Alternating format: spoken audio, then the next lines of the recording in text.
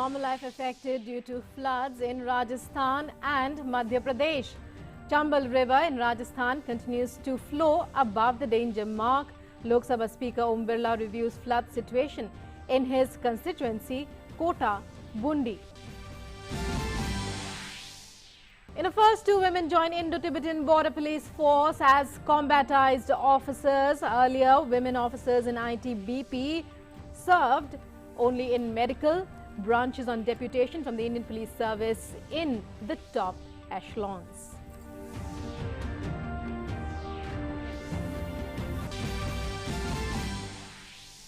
Chief Justice of India launches Legal Services app, also releases vision and mission statement of National Legal Services Authority, says it is imperative to bridge the gap in access to justice between privileged and underprivileged.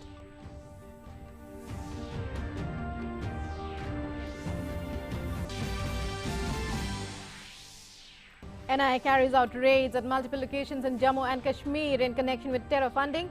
Raids being carried out at over 40 locations including Baramulla, Kulgam, Pulwama, Anantnag, Srinagar, Shopia and Bandipora.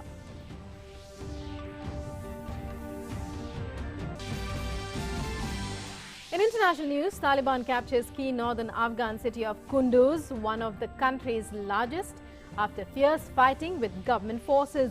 Government buildings in northern provincial capital of Sar-e Pul also captured by the Taliban.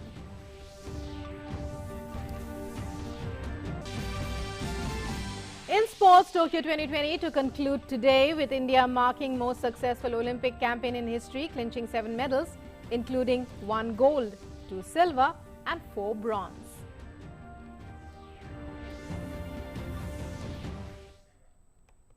Hello and welcome to this edition of News Connect. I'm Rukma, and in our top story, well, normal life has been badly affected in both Madhya Pradesh and in Rajasthan due to floods.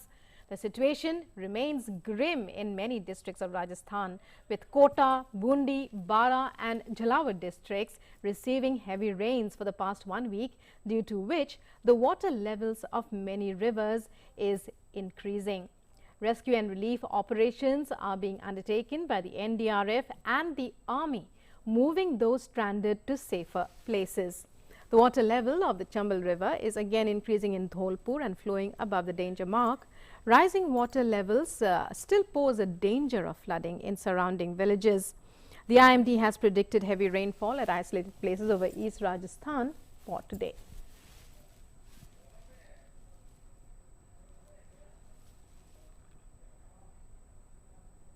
Meanwhile, Lok Sabha Speaker Om Birla today held a meeting in Kota to review the destruction caused by excessive rains in Rajasthan. Several senior officials, including district collectors of Kota and Bundi, were also present. Om Birla, who represents Kota Bundi constituency in the lower house, directed officials to immediately take steps to mitigate the loss. He also instructed officials to survey the affected areas in a bid to gauge the loss. Kota and Bundi districts have severely been affected by heavy rainfall, hindering the flow of basic amenities including roads, electricity and health services in the region.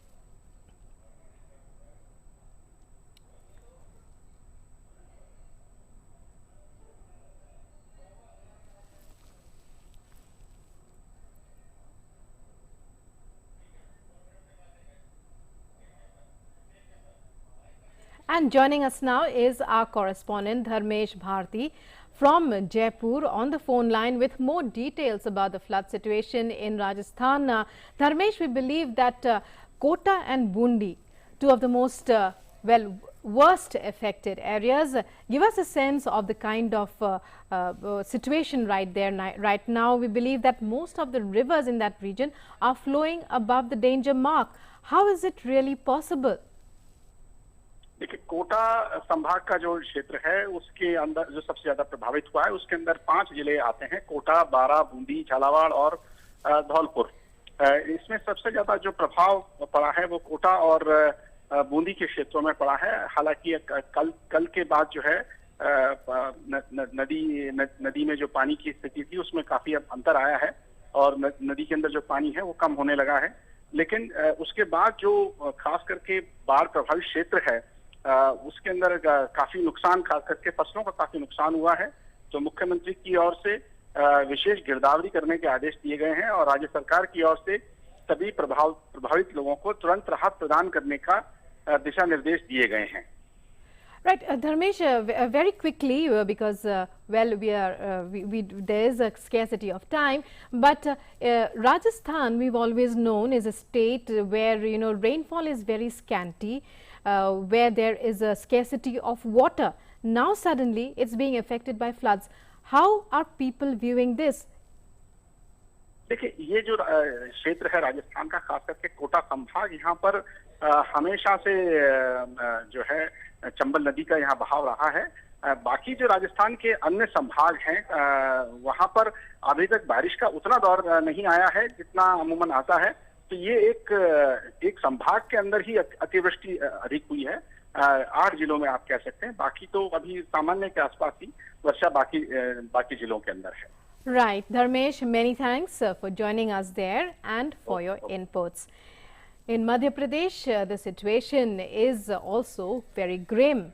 Flood fury continues due to incessant rains. However, the intensity of rainfall in Gwalior and Chambal divisions have started going down since the 5th of this month. The situation is slowly improving in over 1,250 flood-affected villages and no life-threatening scenario exists at present. Rescue operations in the affected areas are almost over and relief work is gathering pace. In all, Gwalior, Shivpuri, Shiopur, Datia, Ashoknagar, Guna, Bhind and Morena are affected by floods. The IMD has further predicted heavy rains at isolated places across the state in the next 48 hours. Meanwhile, Union Agriculture Minister Narendra Singh Tomar yesterday took stock of the state's flood-hit Shiopur. Speaking to reporters, he expressed that how the centre as well as the state government is committed to rehabilitate people and rebuild infrastructure at the earliest. मैं आपके माध्यम से जनता जनार्दन को यह आश्वस्त करना चाहता हूं कि मध्य प्रदेश की सरकार, केंद्र सरकार, भारतीय जनता पार्टी पूरा कंधे से कंधा मिलाकर हर पीड़ित परिवार के साथ खड़ी है। जैसे ही स्थिति सामान्य होगी, हम हर एक के नुकसान का सर्वेक्षण कराएंगे और जो जिस नुकसान का पात्र होगा उसको उसका मुआवजा दिलवाने की कोशिश करेंगे। In Bihar, 14 people were killed and 4 were injured when lightning struck 3 districts of Aurangabad, Rohtash and Banka. The deceased were working in an agriculture field. The Met Department has predicted heavy rains and lightning in the next 48 hours in different parts of the state. People have been advised to remain indoors during the natural calamity. Chief Minister Nitish Kumar has expressed grief over the incidents and announced ex gratia of 4 lakh rupees to the next of the kin of the deceased. He has ordered for free treatment to those who have been injured as well.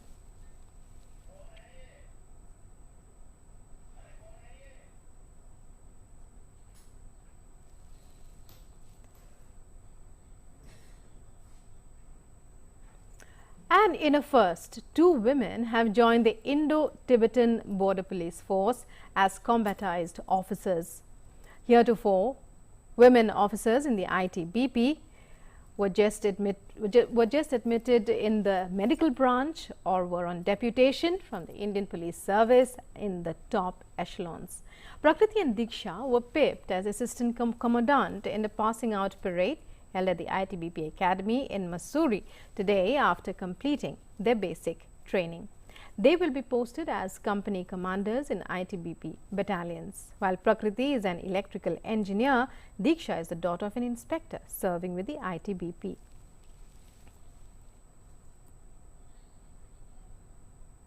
मैं बोलना चाहूँगी कि महिलाओं के लिए भी ये बहुत अच्छी फोर्स है।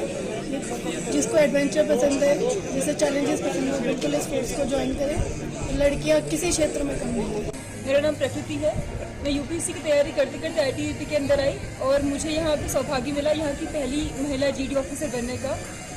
यहाँ की लाइफ बहुत टफ है पर उससे ज़्यादा चैलेंजिंग और उससे ज़्यादा एक्साइटिंग है। बाकी जितनी लड़कियाँ हैं जो मुझे इस टाइम देख रही हैं और जो लड़के देख रहे हैं, जिनकी बहनें, जिनको आना चाहिए फोर्स के अंदर, मैं सबसे रिक्वेस्ट करूँगी प्लीज़ यहाँ पे आइए। क्योंकि आपकी बहुत ज़रूरत है देश को। देश सेवा का इससे अच्छा मौका आपको कहीं नहीं मिलेगा।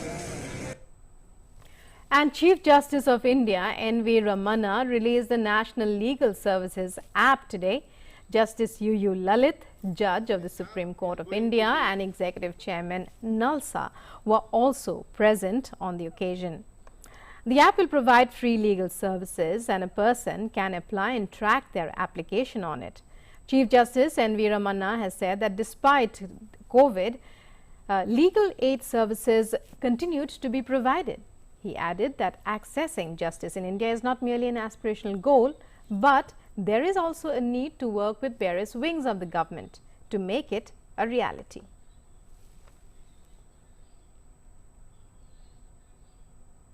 This app is going to be compulsorily installed in the mobile phones of the entire workforce of legal service institutions, who will be able to submit a legal aid application within few seconds from any place in the country. Despite the COVID pandemic, we have successfully been able to continue our legal aid services. With the introduction of such technological tools, we have ensured that any such future challenges shall not hamper the work of the legal aid institutions.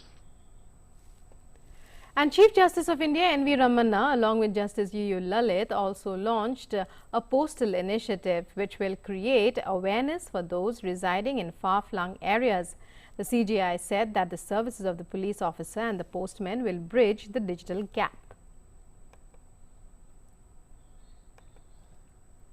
The services of the existing postal network can be utilized to spread awareness regarding the availability of free legal aid services and to increase the outreach of legal services to the eligible category of persons, especially of the persons residing in rural and far-flung areas of the country.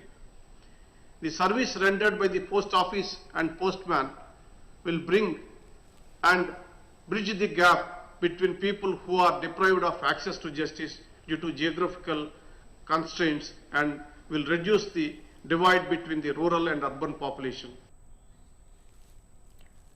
The Chief Justice also released the Vision and Mission Statement 2021-2022.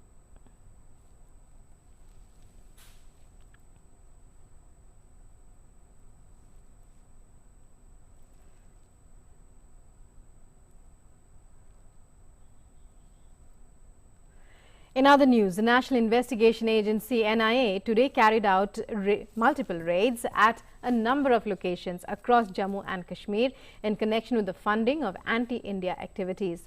The raids were conducted at over 45 places across Jammu and Kashmir, including in Srinagar, Gandarbal, Achbal, Shopia, Bandipora, Ramban, Doda, Kishtwar, Rajouri and other areas. Those linked with Jamaat-e-Islami are being raided.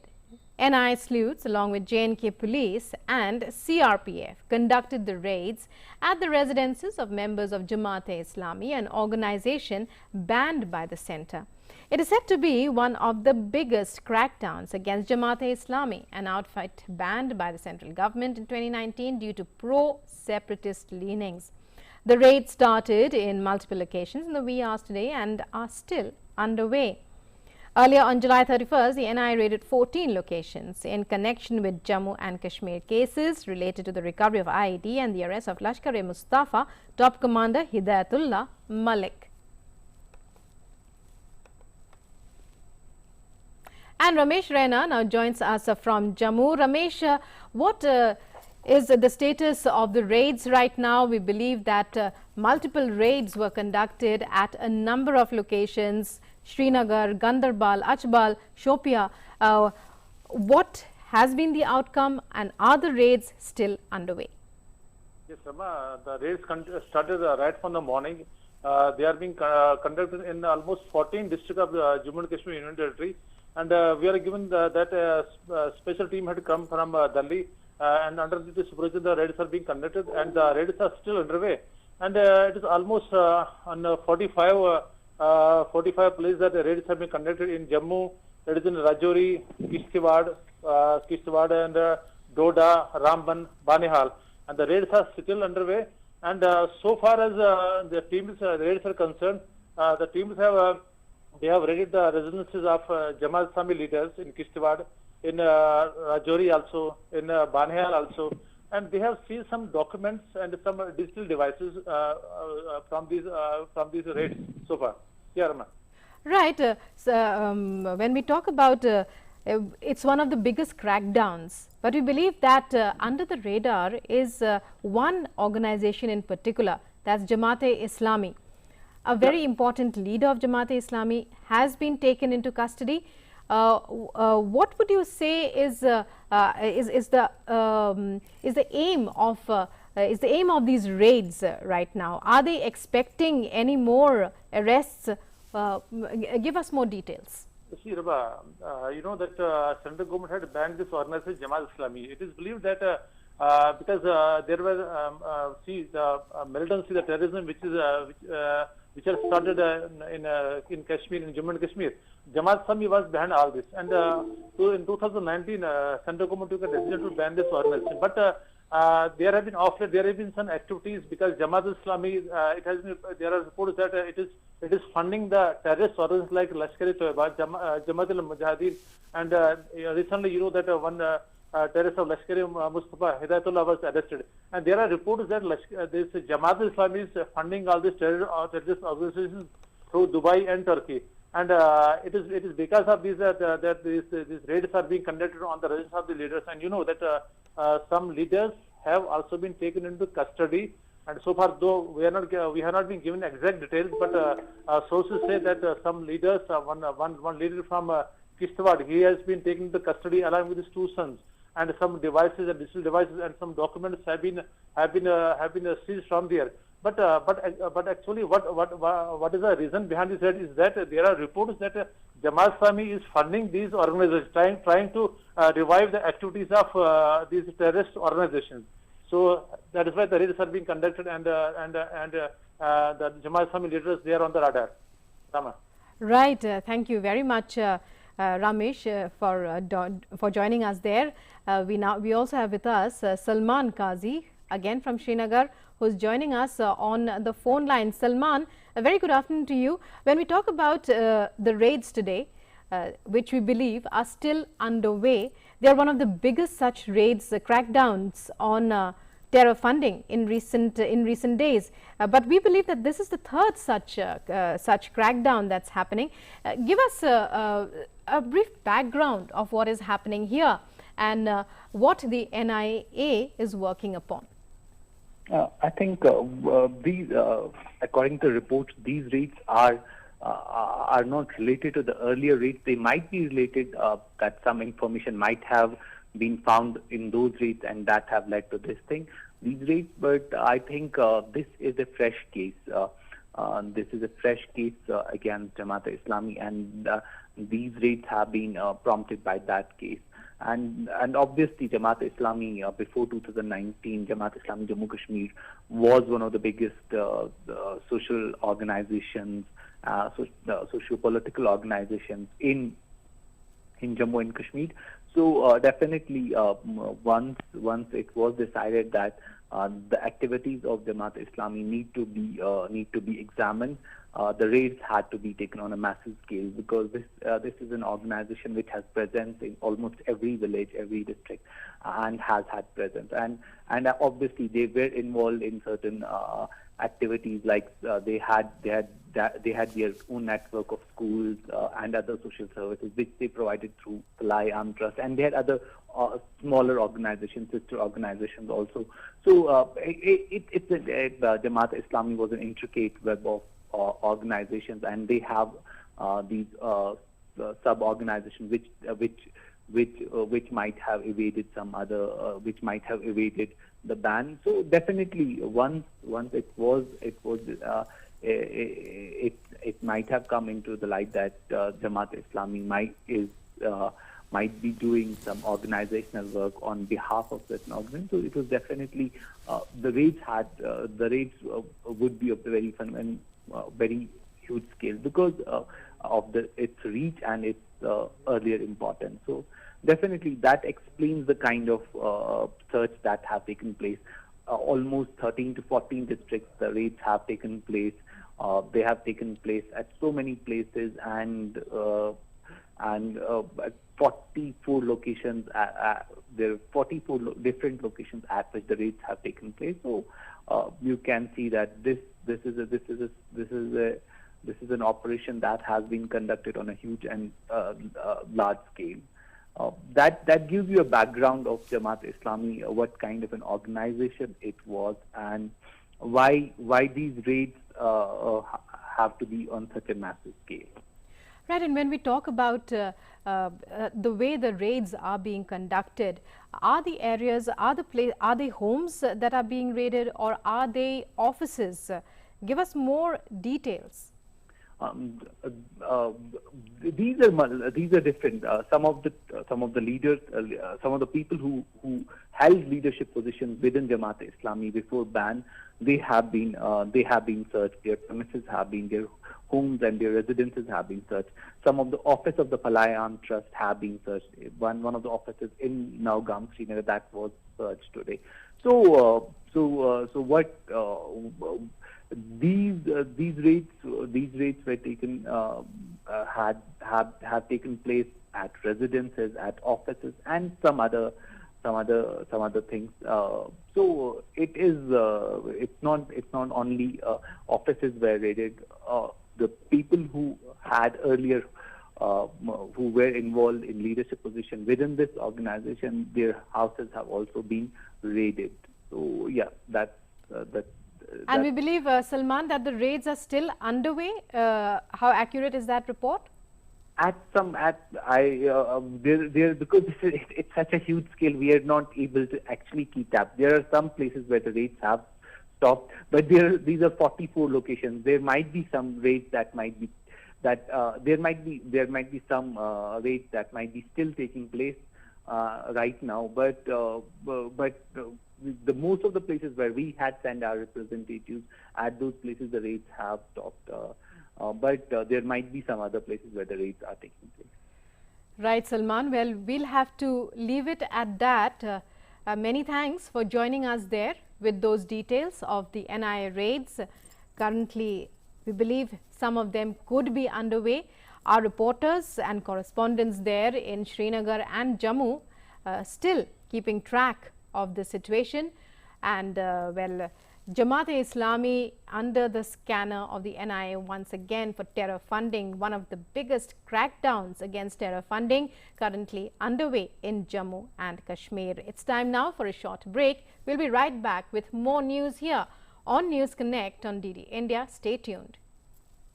Namaste land. Marhaban ila al-Hind. Zari India. Salam India. Namaste India. Namaskar Bharata.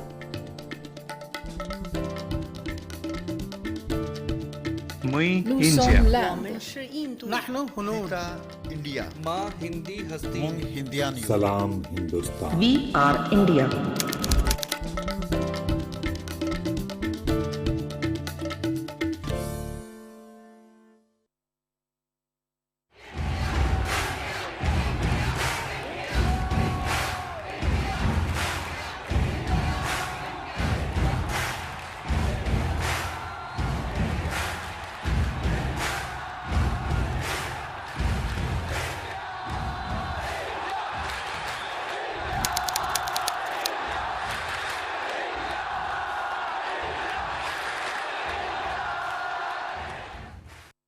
Your window to rising India.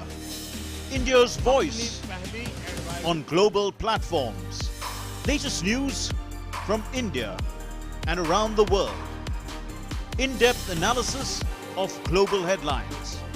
Watch DD India in your country. Available for downlink in all Southeast Asian countries. STTV broadcast is available through the satellite GSAT-17 at 93.5 degrees east. HDTV broadcast is available through the satellite GSAT-10 at 83 degrees east. For technical details, scan here. Switch to DD India now.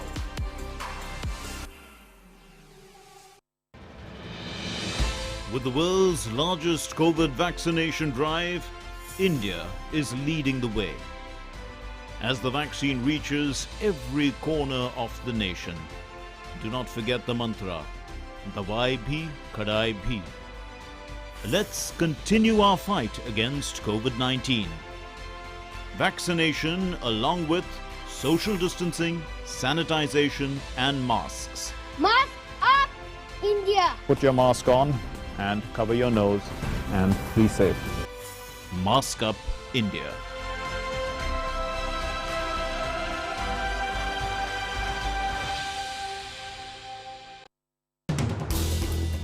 As the day unfolds and news and events take shape, we get you complete coverage of every news breaking in, tracking new developments as they happen. Midday Prime English, Monday to Friday, 2 p.m. on DD India.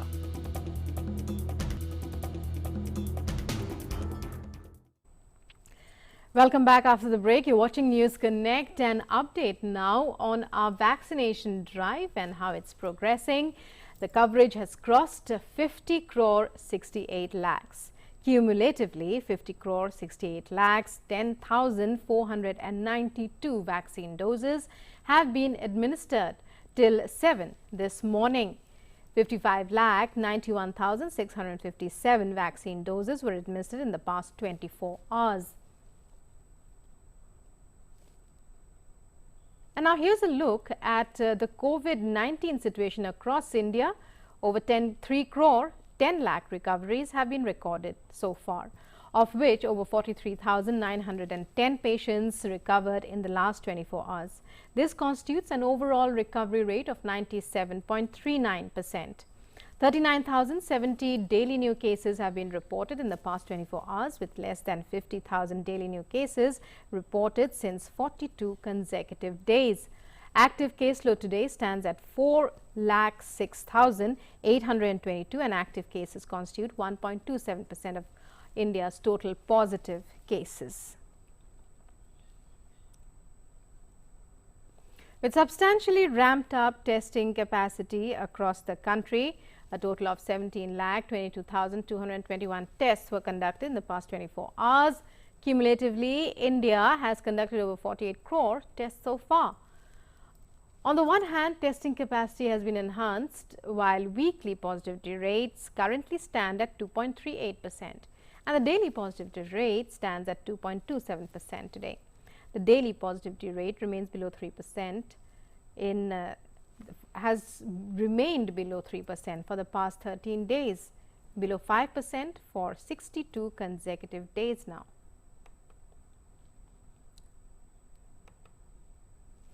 In Delhi, all weekly markets will reopen from tomorrow. Making the announcement in this regard, Chief Minister Arvind Kejriwal in a tweet urged all to follow COVID-appropriate behavior after the markets are opened. The weekly markets were closed after the lockdown was imposed in Delhi on the 19th of April due to a surge in cases during the second COVID wave. Later, one weekly market in each municipal zone was allowed to open with proper adherence to COVID-appropriate behavior and official guidelines. Meanwhile, a total of 72 fresh COVID-19 cases and 1 death due to coronavirus was registered in the national capital over the past 24 hours, considerably higher than the 44 cases reported in the city on Friday. Meanwhile, Karnataka witnessed new guidelines for controlling the spread of coronavirus in the state. Besides revising night curfew of 9 p.m. to 5 a.m., the state authorities have introduced curbs on districts bordering Kerala and Maharashtra in light of a surge in the neighboring states. Earlier, the restrictions on movement in the night began at 10 p.m. In the wake of night curfew advanced by an hour across Karnataka, operations of Namma metro trains in the city have been deferred. According to Bengaluru Metro Rail Corporation Limited officials, the last train from terminal stations will leave at 8 p.m. instead of 9 p.m. The change of schedule is in effect from August 7 to August 16th. Further, all gatherings, including social and cultural, continue to be prohibited. During weekend curfew, essential services continue to function. People can step out for vaccinations. The Kerala government has permitted shops and malls to open from the 11th of August onwards after making all required precautionary arrangements. As per the order, designated persons will be engaged at entry points of the mall to ensure that all COVID-19 protocols, including wearing masks, using hand sanitizers, checking social distancing and other conditions stipulated for entering into shops are strictly followed. Special teams will also be deployed by the district collectors to monitor effective functioning of the rapid response teams and to ensure that RRTs strengthen surveillance and contact tracing significantly. Kerala reported 20,367 new COVID-19 cases and 139 deaths on Saturday. The Manipur cabinet has decided to discontinue the ongoing curfew imposed to curb the spread of COVID-19 and adopt a micro-containment approach. To maintain balance and livelihood and economic activities, it was decided to discontinue curfew and adopt a micro-containment zone approach in line with central government advisories. To strictly enforce the new approach, the deputy commissioners have been tasked to fully involve Gram Panchayats, village authorities, local clubs, among others. The decision of the cabinet comes 2 days after the Union Health Ministry deputed a multidisciplinary central team to the state to aid in management of COVID-19. In Mizoram, the state government has relaxed the ongoing lockdown restrictions in the capital city Aizawl to resume economic activities. However, partial lockdown has been clamped till the 14th of this month, lifting the total lockdown restrictions which have been in force in the Aizawl Municipal Corporation area in the last 3 weeks. As per the new guidelines, shops, markets and commercial transport will be allowed to operate in a restrictive manner from tomorrow. However, all public spaces and gatherings will remain closed. An official statement said that while a total lockdown was crucial to check the spread of COVID cases, a further extension is not reasonable because it has severely impacted the economy and the livelihood of all, especially the poor.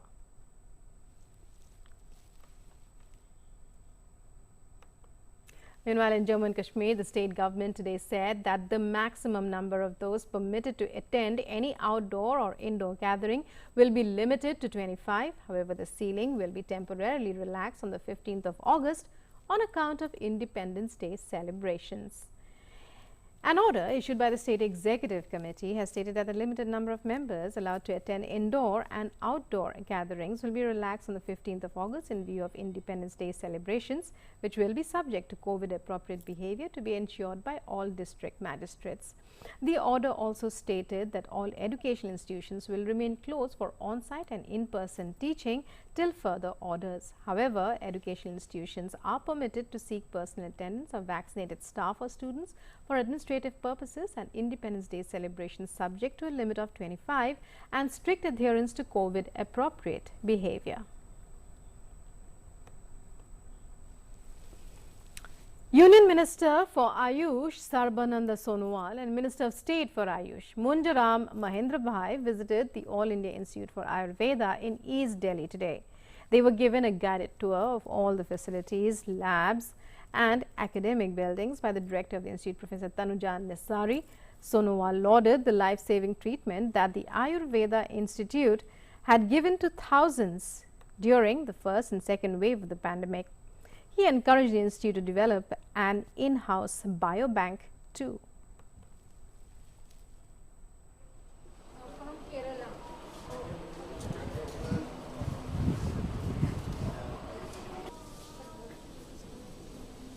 To forget the intrinsic power of human body. Vyadhi Shamatva. The inherent power of human body to resist and recover. ये प्रकृति के में जो शक्ति संपदा और संभावना बसा हुआ है ना, भगवान ने प्रकृति रचना किया है। इस शक्ति को हमें उजागर करना होगा, आविष्कार करना होगा और मानव समाज के लिए इस शक्ति कैसे इस्तेमाल किया जाए, उपयोग किया जाए, इसके बारे में आप लोगों ने जो रिसर्च, जो साइंटिफिक स्टडी आप लोगों ने शुरू किया है, इससे साफ जाहिर है कि वो सपना भी हमारा पूरा होगा। And moving on to other news stories, the Karnataka government has issued an order to implement the national education policy from the current academic year itself, that's 2021 to 22. The state becomes the first in the country to issue such an order. The national education policy that aims at increasing the gross enrollment ratio in higher education from 26.8% to in 2018 to 50% by 2035 will bring in sweeping reforms in the area of education. Karnataka has been taking steps to implement the policy since it was approved by the central cabinet. Once implemented, the National Skills Qualification Framework will become part of the graduation program. They can get a maximum of 40% credits through official online courses and 50% credits from any university. They have the option to discontinue and integrate courses after a specific period. A single regulator will oversee higher education in the country. Prime Minister Narendra Modi will release the next installment of financial benefit under Pradhan Mantri Kisan Samman Nidhi scheme tomorrow via video conferencing. This will enable the transfer of an amount of more than 19,500 crore rupees to more than 9 crore 75 lakh beneficiary farmer families. The Prime Minister will interact with farmer beneficiaries during the event and also address the nation. Union Agriculture Minister will also be present on the occasion.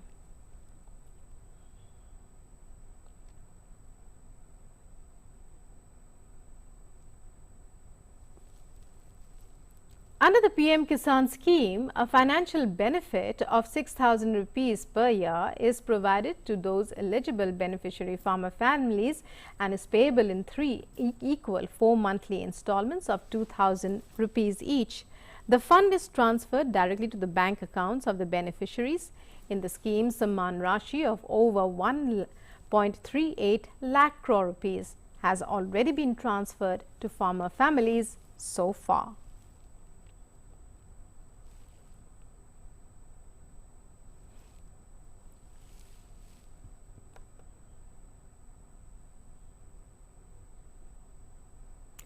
And the 79th anniversary of the Quit India movement or Bharat Choro Andolan is being observed today. On this day in 1942, father of the nation Mahatma Gandhi gave a clarion call of do or die to all Indians to drive away the British from India. Gandhiji had said, we shall either free India or die in the attempt, but not live to see the perpetuation of our slavery. The movement began from Gawaliya Tank in Mumbai, and the day is observed to this day as August Kranti Day every year.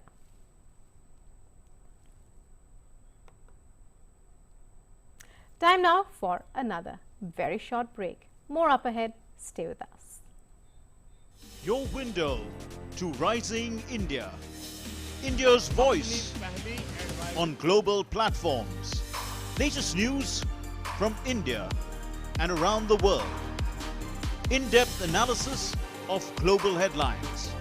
Watch DD India in your country. Available for downlink in all Southeast Asian countries. STTV broadcast is available through the satellite GSAT 17 at 93.5 degrees east. HDTV broadcast is available through the satellite GSAT 10 at 83 degrees east. For technical details, scan here. Switch to DD India now.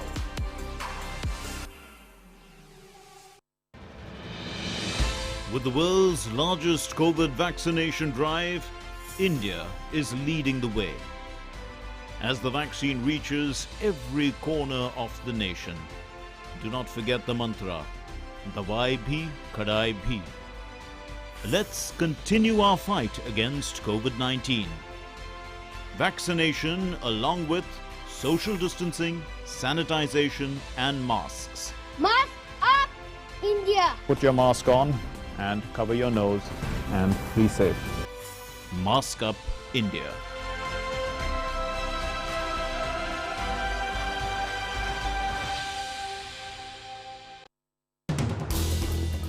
As the day unfolds and news and events take shape, we get you complete coverage of every news breaking in, tracking new developments as they happen.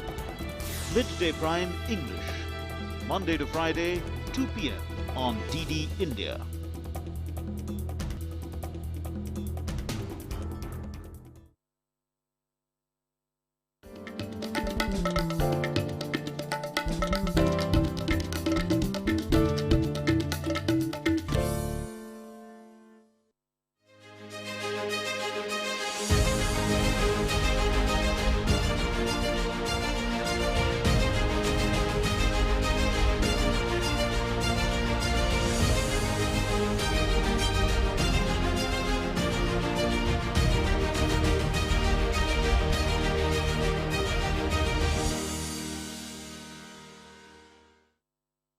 Your window to rising India.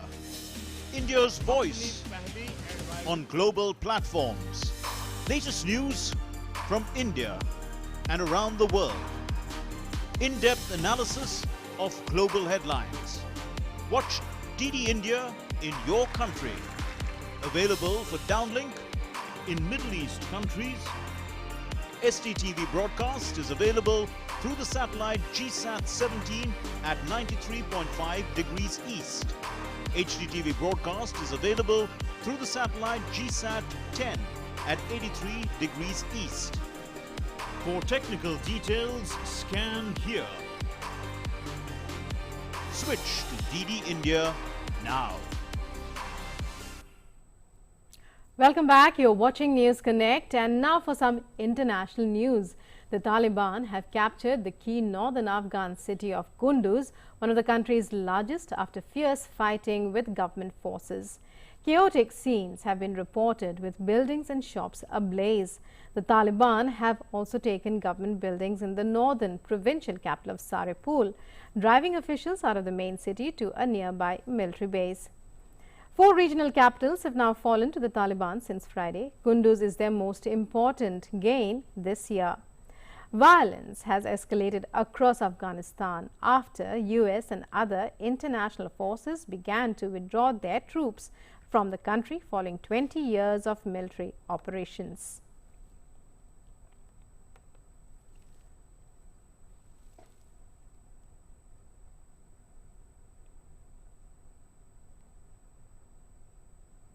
In Bangladesh, several homes and shops belonging to the minority Hindu community were attacked and temples were vandalized in an incident in Khulna in that country. According to reports, an organized attack took place at Malikpara in Shiali village of Rupsha Upazila in Khulna district of Bangladesh on Saturday.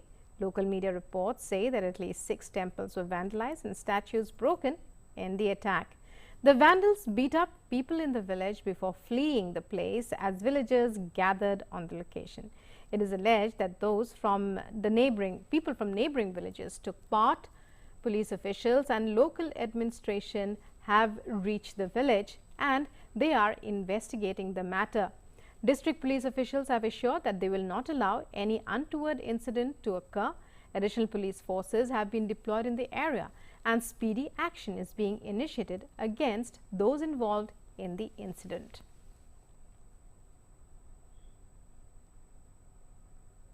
In Italy, migrants rescued by the charity rescue ship Sea-Watch 3 on Saturday night were transferred to the SNAV Adriatico ship for a mandatory 2-week quarantine.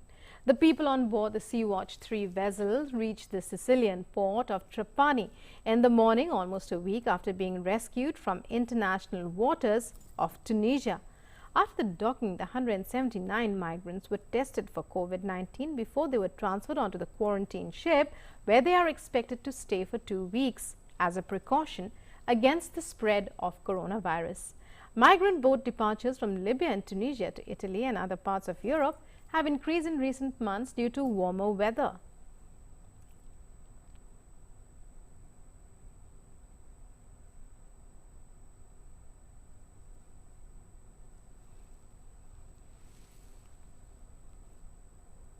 And now let's take a look at COVID-19 numbers from across the globe.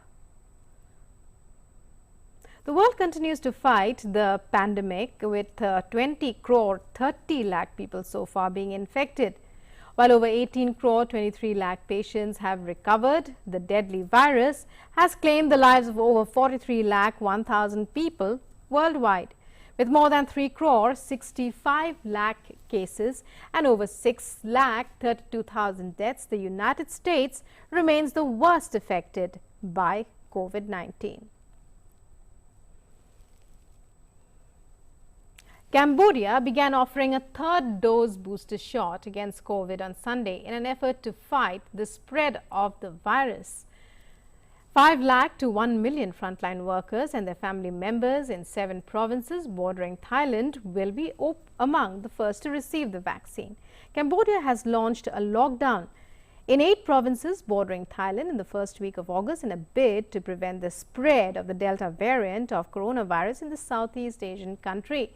The World Health Organization has said that the Delta variant has been detected amongst migrants returning from Thailand through land borders and is now in the local community.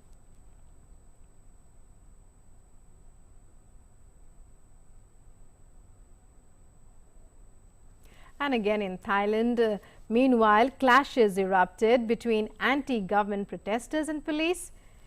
In Bangkok, more than 1,000 protesters demonstrated against the government's failure to handle the outbreak of COVID-19 and its impact on the economy. Nearly 100 police officers in riot gear sealed off a road near Victory Monument in the capital and used water cannons, tear gas and rubber bullets to stop a march towards Government House, that is the office of the Prime Minister. Dozens of protesters were seen being carried away on motorbikes and in ambulances. Nearly 6% of Thailand's population of more than 66 million has been fully vaccinated. Most of the country is under lockdown with a nighttime curfew. Gatherings of more than 5 people are currently banned. Thailand on Saturday reported a record of nearly 22,000 new COVID-19 infections in a single day and the highest deaths, 212 fatalities.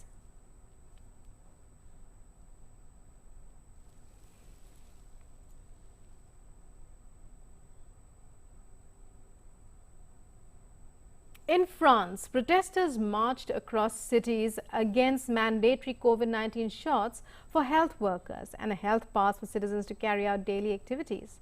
Protesters rallied around the streets of Paris, Nice, Montpellier and other towns. Vaccination rates have jumped in France after President Emmanuel Macron announced health pass plans, stirring outrage among the French.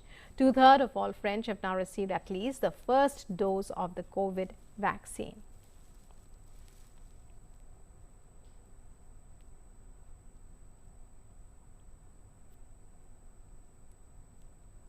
And now news from the world of sports. Tokyo 2020 will conclude today with India marking the most successful Olympic campaign in our history, clinching 7 medals, which include 1 gold, 2 silver and 4 bronze.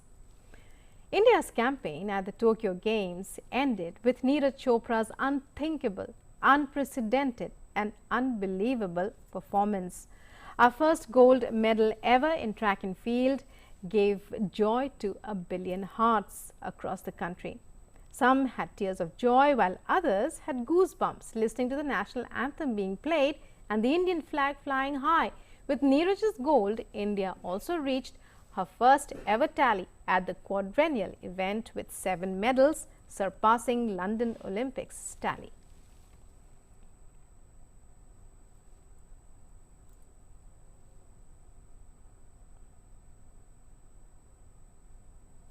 And another champion from the Tokyo Olympics this year, Mirabai Chanu, the weightlifter from Nongpok, Kakching village in the foothills of Imphal East district in Manipur, ended our 21-year wait for a weightlifting medal. She opened India's account with a silver in the women's 49 kg category when she lifted a total of 202 kg. She made sure that India started its Olympic campaign with a bang.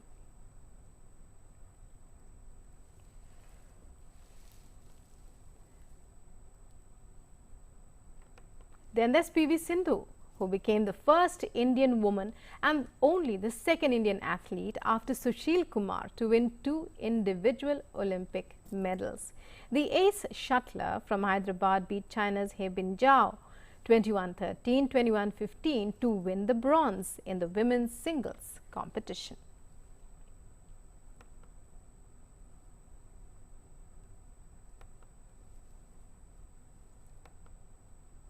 Next, Lovelina Borgohain, who became only the 3rd Indian pugilist to ensure a podium finish at the Olympic Games after Vijender Singh in 2008 and Mary Kom in 2012, when she defeated Chinese Taipei's Nian Chin Chen in the quarterfinals to assure herself a medal.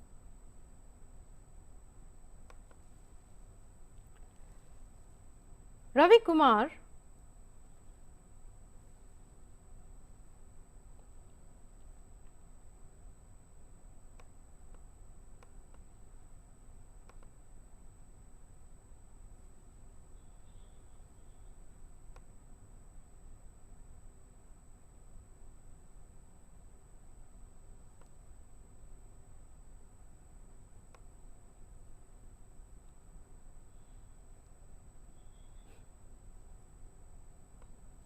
and Ravi Kumar clinched silver in the 57 kg freestyle wrestling to become the 7th Indian to win a silver at the Olympics in an individual event.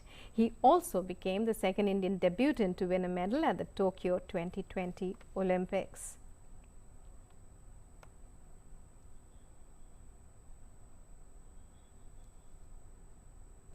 And Olympics bronze medalist Mirabai Chanu celebrated her 27th birthday with the Chief Minister of Manipur N. Biren Singh at his official residence. He wished her a happy birthday and posted his wishes on Twitter too. He wished that she would continue to bring laurels to the country.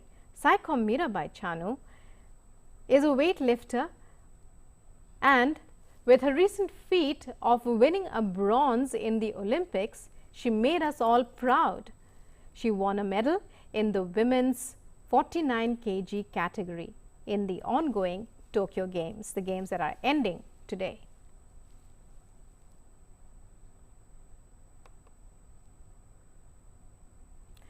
And on behalf of all of us here at DD India, we wish our young champion Mirabai Chanu a very happy birthday and many, many happy returns, and may she continue to win laurels for our nation. With that, it's a wrap on this edition of the news with a quick reminder, don't forget to follow COVID appropriate behavior and get yourself vaccinated. The fight against COVID-19 continues. Thanks for watching this edition of News Connect. Namaskar.